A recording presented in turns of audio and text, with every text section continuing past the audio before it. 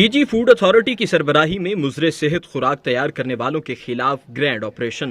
ٹھوکر نیاز بیگ پر dairy and fast food item تیار کرنے والی وینس فوڈ کمپنی سیل کر دی گئی۔ 26,000 کلو سے زائد ناقص زائد المیعاد مال برآمد کر لیا گیا۔ 20,000 کلو مصنوعی مٹھاس، 3,000 لیٹر کارن سرپ، 2,000 کلو میدا، ویجیٹیبل آئل اور کیمیکلز برآمد۔ ڈی جی فوڈ اتھارٹی نے کہا کہ یہاں انتہائی ناقص سٹوریج اور ایکسپائر اشیاء خورونوش کی لیبلنگ تبدیل کی جاتی تھی۔ عرفان نواز میمن نے بتایا کہ ریکارڈ کی عدم موجودگی اور مضر صحت ویجیٹیبل آئل کو ممنوعہ گندے ڈرموں میں رکھا پایا گیا۔ ڈی جی فوڈ اتھارٹی کا کہنا تھا کہ فوڈ اتھارٹی قوانین کے مطابق زائد المیعاد اشیاء خورونوش کا خوراک میں استعمال سنگین جرم ہے۔ عرفان میمن نے کہا کہ خوراک تیار کرنے والی بڑی کمپنیز کا حفظان صحت کے اصولوں کی خلاف ورزی کرنا انتہائی افسوسناک ہے۔ ڈی جی فوڈ اتھارٹی نے کہا کہ پنجاب میں بلا رعایت ہر چھوٹا بڑا فوڈ بزنس باقاعدگی سے چیک کیا جاتا ہے۔ ذیشان علی، میڈیا 92 لاہور۔